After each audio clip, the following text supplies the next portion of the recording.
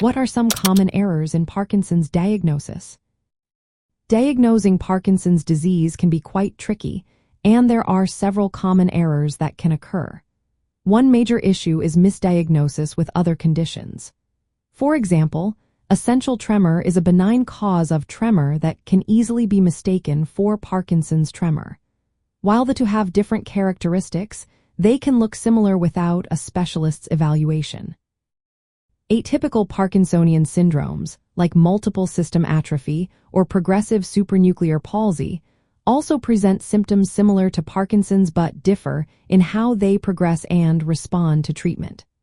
Vascular Parkinsonism, caused by small strokes, can mimic Parkinson's symptoms but requires a different management approach.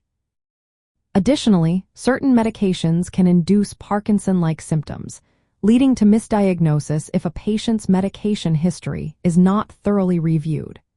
Other neurodegenerative diseases, such as Alzheimer's disease or dementia with Lewy bodies, can also confuse the diagnosis due to overlapping symptoms.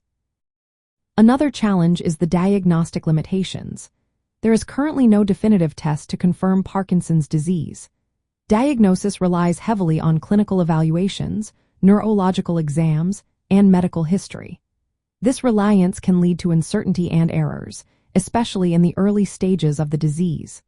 Symptoms of Parkinson's can vary widely, and early signs may be subtle or atypical, which complicates the diagnosis further.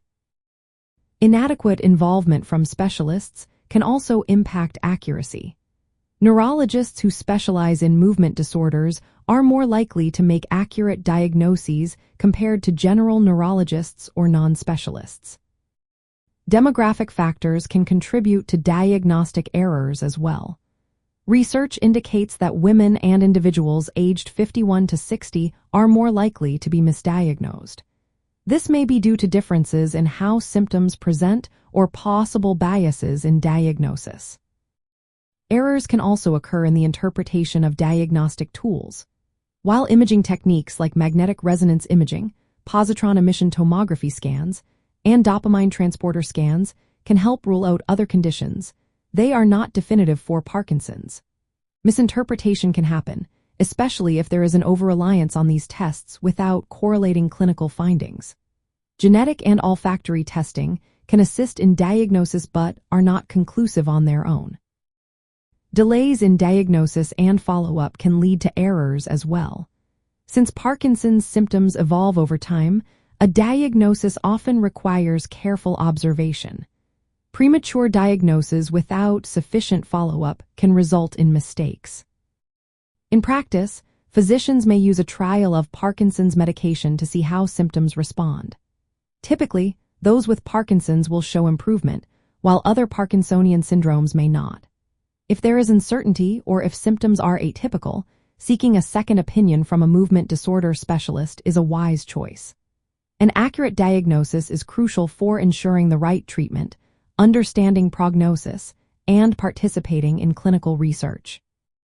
In summary, common errors in diagnosing Parkinson's disease stem from symptom overlap with other disorders, the absence of definitive testing, variability in symptom presentation, and insufficient specialist evaluation. Careful clinical assessment, follow-up, and specialist involvement are essential to minimize misdiagnosis and ensure optimal patient care.